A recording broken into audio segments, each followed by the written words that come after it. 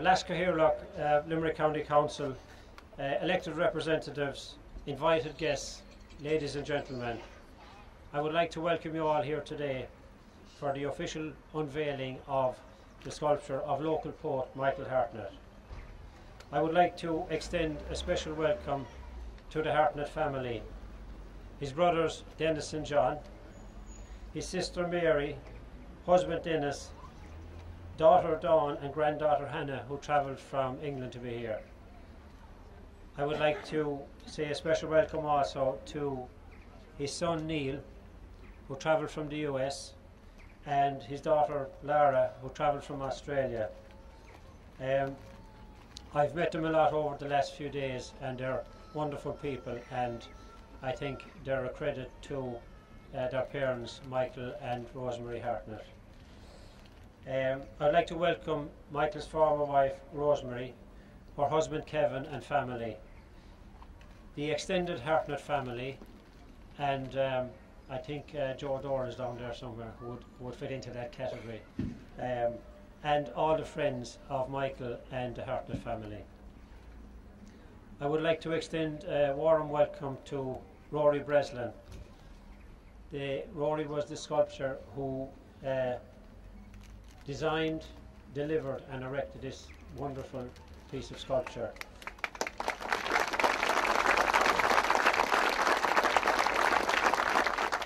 I would now like to call on Micheál MacDonald, who was a good friend of Michael's, and Micheál is a great lover of the Irish language and also a great admirer of Michael Hartnett.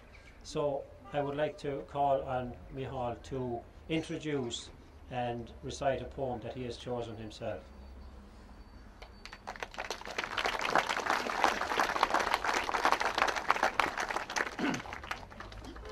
Well, tá áhasarm é seo dhéanamh. Just to recall, I was in the same class as Gerard Hartnett, and even at that stage, okay, we were a bit younger than this man here, myself and Gerard, but at that stage in primary school he was often referred to as the poet's brother, which put a small bit of pressure on Gerard. But it was great memories of growing up, and you saw this poet. We hadn't maybe read what he had or what he'd written at the time, but you kind of knew there was a poet in your midst. And luckily enough, when Mike came back here in the 70s and there was scribh sé an Countin farewell to English, with the memorous lines, I have made my choice and leave with little weeping. I have come with meagre voice to court the language of my people. It was a grand gesture, but he actually meant it. I think some people play down Mike's Irish poetry, but I think it's fantastic. I love the English poetry as well, but I'd encourage everyone to revisit the Irish poems with translations if necessary, and you'll be rewarded. The one I'd like to read is the one where he felt that the gift of poetry arrived. It's a dramatic kind of one where he feels the birds, the little wrens in a nest, hatch out one day when he was a young lad, maybe in his teens, and as people run into nature, the wren has a lovely small nest with little holes, so they just came out in a rush and landed on his chest, and he reckoned that was the day he got the gift of poetry. So, and it's dedicated to Micheál O'Keeffe, and I was lucky enough to meet the poet Micheál O'Keeffe back in Ballinskellig. He's dead now, with Mike back in the 70s on one of those odysseys, which had a lot of stories going with it. So, without further ado, on Winked Drolini, the necklace of wrens. In Mavochilog fodó, daim sias nad. Vina gark clófa fasta siedig scrad. Dairig siad is hilling a rísar mocht. Ormsa vim winked clúiv, sa vóniar fluch. Níor gwyna mé a géag crín, no carn cloch. Ach vi ontas crua nar vrasiad ag bóla foi mocht. Binnen lá hilling kerd a alien o mós. Is dag a ningna forberum, na laisach fós. Maga. I think it's very appropriate that the sun has started to appear. As maybe most people will know or maybe not know, the Community Council, Newcastle West Community Council, were responsible for coming up with the idea and also following it through and bringing it to fruition. So without further ado, I would call on Chairman of the Community Council, Seamus Hunt, to address you. Ladies and gentlemen,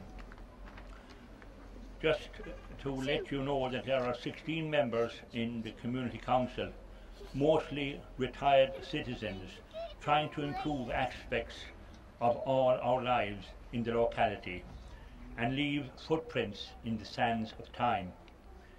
We are very proud that we have reached this day in getting this project off the ground and of it being such a success. I want to welcome you all to this historical square in Newcastle West, with the beautiful Desmond Castle, the history of that, to the barrack roaches where the British Army used to have their regiments, to the Colleen Dass. And fair play to the team that put the Colleen Dass. Is Vicky Nash here, I wonder? Vicky and her team at that time in the Community Council, great credit is due, with Cleona Cusson, who's another local artist, put that. And one of the comments that Rosemary wrote back to me when I wrote to her in Spain that we were going to do this, yeah, this project would complement the Colleen Dass. So don't be surprised some night if you see Michael in the arms of the Colleen Dass around the square. Okay. We're delighted that the family are happy with the statue, and I would now like to call on Neil Hartnett, Michael's and Rosemary's son, to say a few words.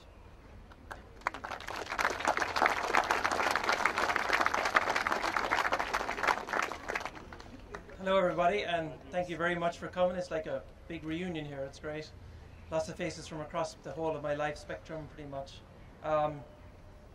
I just want to first stop and say thank you very much to Rory, the Community Council, and all the sponsors for making this happen.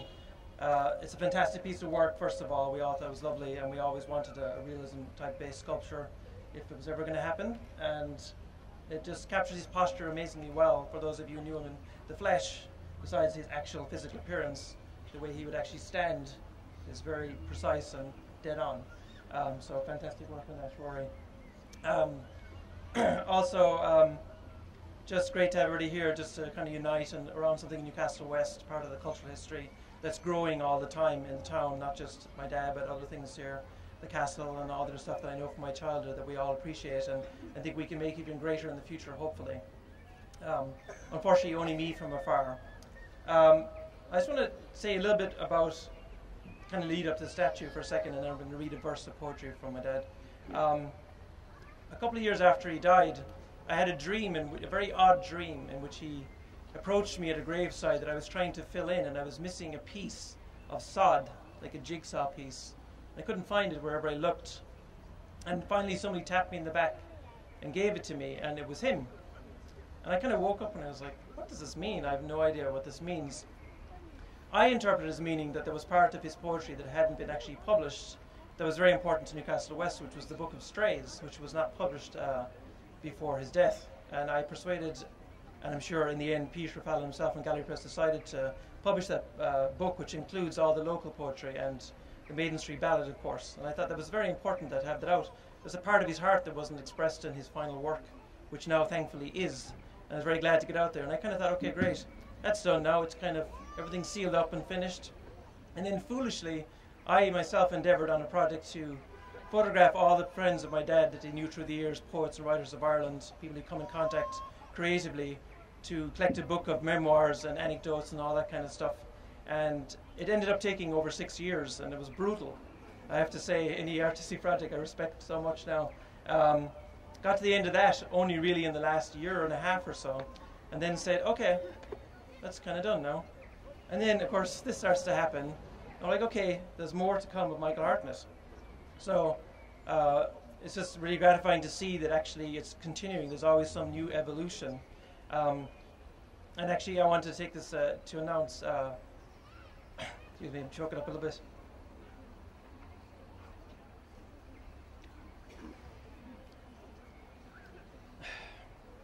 My wife cannot be here because she's pregnant with her first child. Sorry.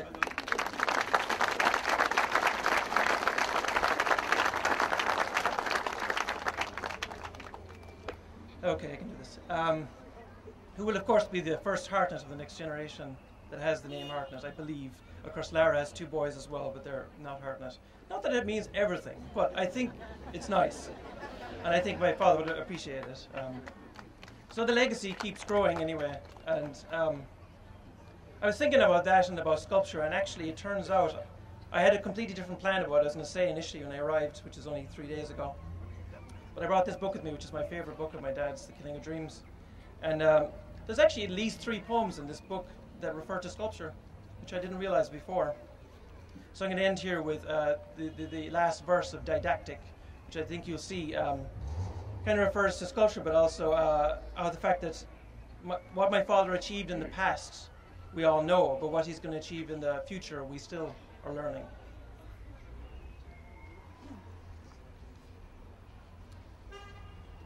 Sometimes, with perfect timing, death steps in and makes the span of living coincide with the completion of the work on stone. But mostly age insists, and the poet cannot see the very shaping of his chunk of hill was deed accomplished, mission done. He never knows that in the past he'd won. Thanks.